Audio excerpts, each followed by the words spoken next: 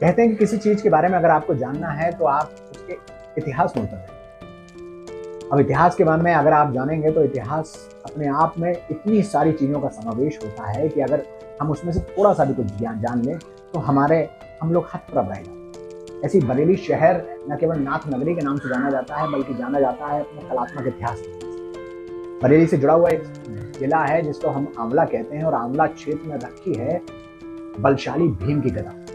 जी हाँ, महाभारत काल से जुड़े हुए बहुत सारे ऐसे अनसुने सच हैं जो आपको जानना बहुत आवश्यक है। छत्र में एक नीलौर की झील है जिसके बारे में भी बहुत सी अलग अलग बातें और बहुत सी अलग अलग कहानियां कही जाती हैं। आज हमने इस सारी बातों को टटोलने के लिए आपका मुलाकात कराते हैं बरेली के वेलकन यूनिवर्सिटी से जुड़े हुए इतिहास डिपार्टमेंट की प्रिया मैडम से, जो कि वहाँ एक शिक्षिका हैं और उन्होंने हमें इतिहास से जुड़ी हुई, बरेली से जुड़ी हुई और आंवला क्षेत्र से जुड़ी हुई बहुत सी ऐसी बातें बताई। हम आपको आइए आपको मिलवाते हैं। पांचाल संग्रहालय की अहिछत्र गैलरी है। जैसा कि हम बात कर रहे थे अभी कि 600 BC अराउंड इंडिया के सभी कॉर्नर्स पे 16 महाजनपद बने। उन 16 महाजनपदों में पांचाल एक महाजनपद था जिस संग्रहालय में आज आप खड़े हुए हैं। बरेली भी इसी का पार्ट था और ये अहिछत्र जो है वो नॉर्थर्न पांचाल की कैपिटल थी। कैपिटल यानी राजधानी है ना। और साउदर्न पांचाल दो भागों में डिवाइड था। साउदर्न पांचाल की जो कैपिटल थी वो कामपिल्ले थी। जो फर्रुखाबाद के पास आप एक क्षेत्र देखते हैं वो कामपिल्ले। तो ये पूरा गैलरी है। बाहर ये गंगा यमुना हमारे पांचाल के डिस्प्ले पे भी लगी हुई है। ये भी नेशनल म्यूजियम में एग्जिबिट हो रही है और वहाँ पे आप देखेंगे कि ये टेराकोटा की बनी हुई है, पकी हुई मिट्टी की। और इतना बड़ा स्कल्पचर जनरली किसी जगह नहीं मिलता है देखने को। ये इडुका है सामने, ये आपको बरेली में जगह जगह इसका अभी रिप्रेजेंटेशन भी हो रहा है। अहिछत्र का भी नाम आप बरेली में जगह जगह सुन भी रहे हैं। एक हॉस्पिटल भी बरेली में अहिछत्र के नाम से खुला हुआ है। ये इडुका और ये सब यही पॉपुलराइज करने की कोशिश है कि that were the ancient heritage of that region. ठीक है, इसी पर्टिकुलर अहिछत्र साइट से मिले हैं। ये जो साइट है ये आपका महाभारत काल से शुरू होता है। आपने नाम सुना होगा Draupadi, she is also called as Panchali.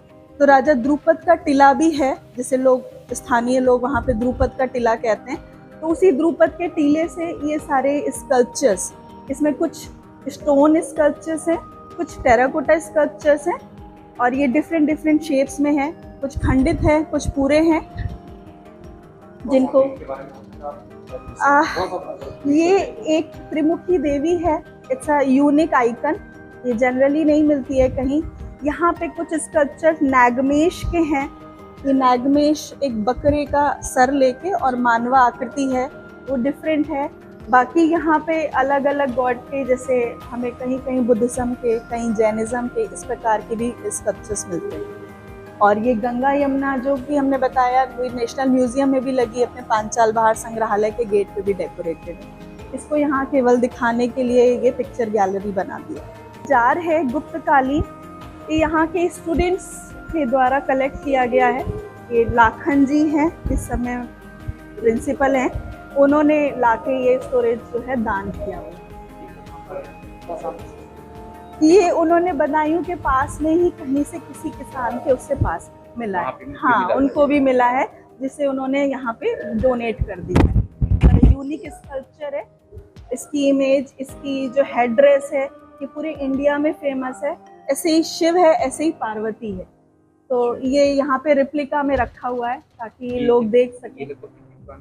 ये भी ये कुषाण कालीन है, कुषाण के बाद का, यानी कि आप समझ लीजिए लगभग अराउंड ऐसे ही 100 से 200 ईसा पूर्व का, ईसा पूर्व। पकी मिट्टी का, टेराकोटा बोलते हैं उसको, पकी मिट्टी का जो भी बनाया जाता है उसको टेराकोटा बोलते हैं। ये कॉन्च फैशन में था और गुप्त काल में ये रहा। ये प्राचीन परंपरा दिखाता है कि शंख इतने पुराने समय से हमारे पास है। और ये वही कॉपर होर्ड्स हैं। हाँ, ये शोर्ड्स हैं, इन्हें एंटीनेई शोर्ड्स कहते हैं। एंटीनेई यानी कि उनके वो शोल्डर जैसे निकले हुए हैं, स्कंधित कुल्हाड़ियाँ जी। ये कॉपर होर्ड्स हैं, ये संजय अग्रवाल जी हैं, उन्होंने डोनेट किए हैं। और ये एक तरीके का कल्चर था। जैसे अभी आपने रिसेंटली सनौली का नाम सुना होगा। सनौली मेरठ के पास में एक साइट है सनौली, जहाँ से तांबे के रथ मिले। तो ऐसे ही लोग पहले तांबे की चीज़ों को गाड़ के चले जाया करते थे। वो एक तरीके का खजाना हुआ करता था। तो उस खजाने में हमें इस तरीके के अस्त्र शस्त्र मिलते थे। ये बरेली के आसपास के क्षेत्रों से मिले हुए अस्त्र शस्त्र। हाँ, ये बहुत शॉर्ट्स होती हैं, इसमें कुल्हाड़ी होती हैं, तलवारें होती हैं, इसमें ये छोटे छोटे कहना चाहिए बार हैं, सेल्ट हैं, ये रिंग्स हैं, सभी जो है अलग अलग तरीके के तांबे के बने हुए थे। ये मैन्युस्क्रिप्ट है। ये राधाष्टक की पांडुलिपि है, जिसको डिस्प्ले में लगाया गया है। ये पुस्तक बहुत पुरानी तो नहीं है, लेकिन हम ऐसा मानते हैं कि जो भी 100 बरस से ज़्यादा पुरानी है उसको हम म्यूज़ियम में एंटीक्स में रख सकते हैं। ये पूरा ऑडियो विजुअल रिकॉर्डेड है, जिसमें आप सभी गैलरी के बारे में जान सकते हैं। जी, क्योंकि यहाँ पे जरी का काम होता है, ठीक है, यहाँ पे केन का काम होता है। तो और इस तरीके से किस प्रकार से यहाँ पे पुराने जो काम थे वो आज भी प्रचलन में और तब भी होते हैं। इसी के लिए ये फोटो गैलरी बनाया हुआ है कि जो भी बाहर से आए म्यूजियम में वो समझ पाए कि यहाँ पे बरेली में क्या क्या प्राचीनतम काम हो रहे हैं आज की डेट में।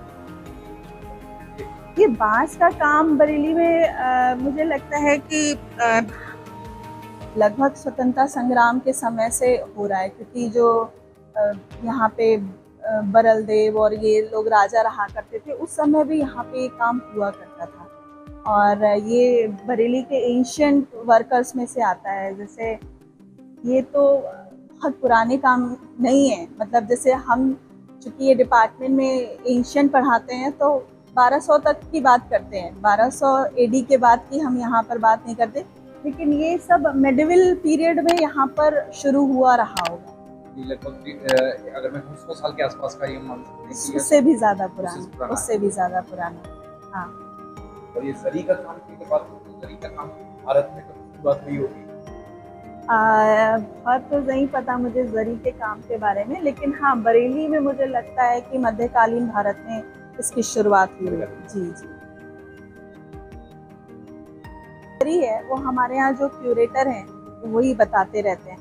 तो हम लोग इसी पे ही बताने के लिए किए गए हैं जो प्रोमिनेंट डिपिक्शंस है, जैसे कि घंटा घर है, यूनिवर्सिटी का पहला बिल्डिंग है, ये यूनिवर्सिटी की हाँ फर्स्ट एस्टेब्लिश बिल्डिंग है। ये कौन सा पोर्शन है अब आज की तारीख में? ये कैंट में है और ये आज भी है वहाँ पर बना हुआ, और ये आज ही उसका लेके यहाँ लगाया गया है कि उस समय जब विश्वविद्यालय शुरू हुआ था तो इसी पर्टिकुलर बिल्डिंग से शुरू हुआ था। यानी अगर बुंदेलखंड यूनिवर्सिटी की अगर बात करें तो इसकी बात कैंट से हुई थी। कैंट में ये पर्टिकुलर कार्यालय जी, उसके बाद में यहाँ जी जी ये कार्यालय है। और आपका जैसे बरेली के सारे नाथ मंदिर तो बहुत ऐसे कुछ इस तरीके की चीजें नहीं है इसमें जो अभी आज प्रेजेंट में नहीं है, लेकिन हाँ ये यही बताने के लिए है कि इस तरीके से बरेली का चलन यहाँ शुरू हुआ, या क्या क्या एंशिएंट इमारतें जो आज भी एग्जिस्ट कर रही हैं। जैसे हम बात करते हैं आगे, जैसे रामगंगा है, इसमें कई सारे चर्च हैं जो आज भी हैं। हाँ हाँ, जो आज भी हैं। बस ये ग्लिम्स ऑफ बरेली या पांचाल की आप कह लें कि ग्लिम्सेस हैं हमारे सामने, जो कि सबको जानने के लिए है कि everybody can knows about that.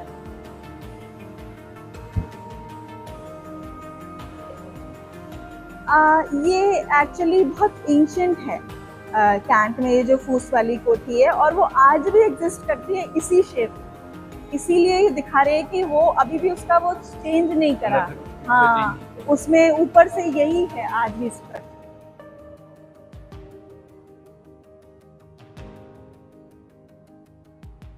और ये ब्रिटिशर्स के टाइम का है। ब्रिटिशर्स के टाइम पे एक ये है,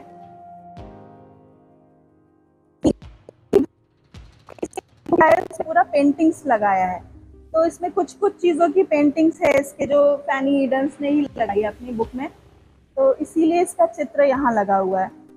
जैसे पेंटिंग्स आगे हाँ, उसने कुछ कुछ बताया है, जैसे ये ब्रिटिश घुड़सवार सेना प्रमुख, ये रोहेला सैनिक, हाँ ये कुछ जो डिपिक्शंस है इसी की बत्रा का जो माउंट जिसकी बात कर रहे थे। आई छत्र का माउंट पे जो ऊपर दिखता है, ये जो दिख रहा है, इसको लोग जो है भीम का गदा कहते हैं। तो भीम का गदा ऐसे क्योंकि ये महाभारत काल से रीजन पांचाली की वजह से और द्रोणाचार्य की वजह से पूरा रीजन उस समय इनहैबिटेड था। तो बाद में इसको जब निकाला गया, क्योंकि ये सबसे ऊपरी सतह पे है, तो इसका जो आकार है वो शिवलिंग की तरह, जैसे शिवलिंग 3 भागों में विभाजित होता है, वैसे ये भी शिवलिंग की तरह 3 भागों में विभाजित। तो भीम का गदा ना होकर ये टेम्पल है और ये शिवलिंग है। इसी का ही ये जो पोर्शन है इसकी टॉप वाला है, ये टॉप वाला है जो टॉप पे दिख रहा है, जो बाहर भी आपको दिख रहा है, तो इसमें भी दिख रहा है आपको। ये टॉप का पोर्शन है ऊपर का, और ये ऐसा माना जाता है कि तब सबसे ऊपर ये इडुका टेम्पल है, इसमें सबसे ऊपर होता है, गर्भगृह नहीं है, नीचे की तरह नहीं है कि नीचे सबसे शिवलिंग होगा, शायद सबसे ऊपर जो है वो स्टोन का ये शिवलिंग रखा हुआ है। इसे कौन से कहा जाता है? इडुका। इडुका। हाँ इडुका माने कि टेरेसिस टेम्पल, जिसमें कि सीढ़ियाँ दिख रही है ना चढ़ने के लिए, उस तरीके से एक के बाद टेरेसिस है, ये टेरेसिस टेम्पल है। मज़ारों का चित्र है, मकबरों का चित्र है, रामपुर का है। रोहिलखंड में हमारे ये 9 जिले आते हैं ना, रामपुर का, मुरादाबाद का, सेथल, बिजनौर, ये जितने भी 9 जिले हैं सबका कुछ कुछ ग्लिम्स जो है वो यहाँ से प्राप्त हुए हैं बटुक भैरव अही छत्र से। और ये शिव का भी एक वो कहलाता है आइकन, हाँ शिव के आइकनोग्राफी में इसका यूज होता है। ये जो बीड्स हमने बाहर देखे, इसी में की कुछ बीड्स हैं, कॉपर के ऑर्नामेंट्स हैं, और कुछ कॉपर की ही डीटीज भी हैं, मतलब फिगर्स भी हैं। हाँ ये बोन पॉइंट्स हैं जो कि हथियार की तरह प्रयोग किए जाते थे। हाँ बोन पॉइंट्स हैं, ये एरो में आगे लगा के इन्हें हथियार की तरह प्रयोग में लाते थे। ये कुछ कुषाण काल की मूर्तियां हैं, कुछ कहना चाहिए फ्रेगमेंट्स भी हैं, कुछ पूरी भी हैं।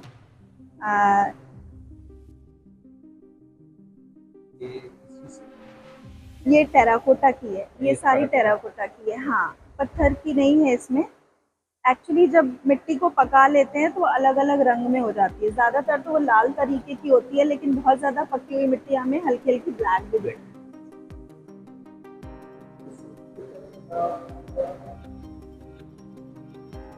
एक्चुअली फ्रेगमेंट है, ये शार्दुल है, आप इसका स्ट्रक्चर देख पा रहे हो तो, है ना, वो जो ये एक पंख वाला एनिमल टाइप का है ना, ये आप कह सकते हैं इस तरीके से, जिस समय हंट और ये सब डोनेटेड है, इनकी जगह, इनका वो, इनका एक्चुअली में इनका टाइम भी जो है वो फ्रेम हम इन लोगों के द्वारा, क्योंकि ये किसी एक्सकवेशन से नहीं मिले। जब कोई चीज़ एक्सकवेशन से मिलती है तो पर्टिकुलर ट्रांस से मिलती है, तो आप उसकी डेटिंग इजीली कर लेते हैं, लेकिन जब कोई चीज़ ऐसे ही आउटसाइड से मिलती है तो उसकी डेटिंग करना केवल फीचर्स के आधार पे हमने इसकी डेटिंग करी हुई है कि इसके फीचर्स ऐसे हैं, इसका मटेरियल ये है, तो वो इस साल के आसपास रही होगी जी। ये बीड्स है, इसमें स्ट्रिंग डाल के इनको पहना जाता था। इसमें कुछ मटका बीड्स होती हैं, जैसे आप वो देख रहे हैं ना, एक माला पिरोई हुई, उसी तरीके से ये माला में पिरोई जाती थी, इससे ये सिंबल बता रहा है, हाँ गहने के रूप में। ये इंस्क्राइब्ड है, इस पे कुछ लेख लिखा हुआ है जी। ये ब्राह्मी लिपि है, हाँ ब्राह्मी अशोक जिस लिपि में लिखता था वो वही लिपि है। अशोक के टाइम की नहीं है, ये अशोक के बाद की है, ये कुषाण काल की ब्राह्मी है। ब्राह्मी बहुत बाद तक भी चलती रही, लेकिन सबसे पहले अशोक ने प्रयोग करी, इसलिए अशोक के काल से शुरू हुई। फिर बाद में और लोगों ने भी उसी लिपि में लिखा। ये एक्चुअली एक डेकोरेशन के लिए ये वेदिका जो है वो किसी आर्किटेक्ट में उसमें लगाई जाती है। कोई भी वास्तुकार को जब कुछ बना रहा होता है तो डेकोरेशन के पॉइंट ऑफ व्यू से इस तरीके की वेदिकाएं बनाती हैं। तो किसी तोरण द्वार में या मंदिर के किसी कपाट में या किसी पर्टिकुलर दरवाजे में इस तरीके की चित्र मिलती है। ये इसमें लिखा हुआ है, कुषाण कालीन है, यानी लाखन जी द्वारा जो है डोनेट किया हुआ है यहाँ पे। ये मैप ऐसे ही लगाया गया है। ये पूरा जब इसको डिजिटलाइज किया गया तो लोगों की जानकारी के लिए कि रोहेलखंड के जितने भी रीजन हैं उनके जो भी प्रोमिनेंट चीज़ें हैं उन्हें बच्चे इस प्रकार से बटन दबा के और देख सकें कि क्या क्या एक्चुअली में है। ये रोहेलखंड के अंदर अगर मैं बात करूं अभी भी हाँ, अभी भी वर्तमान में भी इन 9 जिले रोहेलखंड के अंदर आते हैं।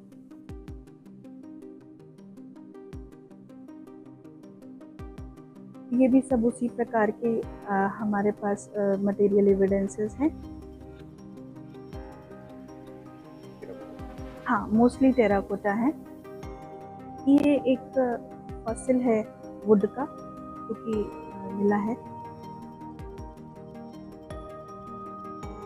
ये फॉसिलाइजेशन बताना चाह रहे हैं हमारे जो स्टूडेंट्स हैं, एक्चुअली बेसिकली हिस्ट्री में सीखते हैं कि कोई भी चीज़ जीवाश्म बनती है तो वो कैसे बनती है। ये सब फॉसिलाइजेशन के रिमेन्स हैं, जिसमें कि सी शोर से जो फॉसिलाइज्ड हुआ ईंट है या कुछ भी है वो कैसे फॉसिलाइज्ड होके स्वरूप बदल जाता है, या लकड़ी है वो कैसे फॉसिलाइज्ड हो गई है, या ये समुद्री शेल है वो कैसे फॉसिलाइज्ड हो रही है। और इसलिए डिस्प्ले में रखने ताकि बच्चे समझ सकें। ये फलकाश जो है वो एक तरीके का डेकोरेटिव वो है जिसमें अलग अलग चीज़ों का डिपिक्शन है और इसमें कोई प्रोमिनेंट डीटी नहीं है, मतलब कोई देवी नहीं है, बस ऐसे ही मनुष्य में फीमेल और उनकी आकृति बना के उसको डेकोरेट करने के पर्पस। ये बेसिकली जो कॉपर वुड अभी हम बाहर देख रहे थे उसी के कुछ और हैं। ये जैसे हम शनिदेव की प्रतिमा देखते हैं आज की डेट में, उसी तरीके से उस समय ये एंथ्रोमॉर्फिक फिगर्स होती थी, मानवा आती थी जो हम हाँ, ये ऐसा माना जाता है कि शायद किसी देवता के लिए या किसी अपने धार्मिक विश्वास के लिए रखते होंगे। नहीं, ये तो सेल्स के कुल्हाड़ियों के अग्रभाग हैं, है ना। हाँ, कुल्हाड़ियों के अग्रभाग हैं, लेकिन ये एंथ्रोमॉर्फिक क्योंकि शायद किसी रिचुअल बिलीफ से इनको रिलेट करता होगा। ऐसे तो म्यूजियम बहुत बड़ा है। ये हारपून है, ये तरीके का जो है हथियार है। फिश हुक्स भी हैं इसमें, ये हारपून्स भी हैं।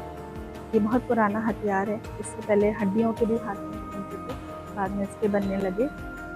ये भी कॉपर वुड्स हैं। यहाँ पे मदारपुर है आपका मुरादाबाद के पास, वहाँ से भी बहुत सारे हमें कॉपर वुड्स मिले हैं। वो यहाँ डिस्प्ले में नहीं है, लेकिन वो ASI के पास है, आर्कियोलॉजिकल सर्वे के पास।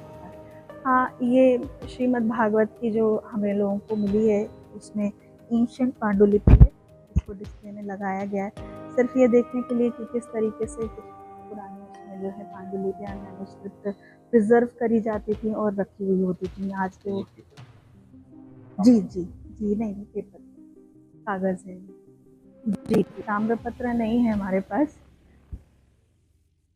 हाँ, ये इसी तरीके ये एक्चुअली जो अहीं छत्र है वहाँ पे कभी भगवान बुद्ध भी आए और वहाँ पे रहे अपने टाइम में, और बुद्ध का स्तूप भी वहाँ मिलता है। तो ये एक स्तूप को बच्चों का दिखाने के लिए कि स्तूप का आकृति इस तरीके से होता था। तो ये गुप्तोत्तर काल का एक स्तूप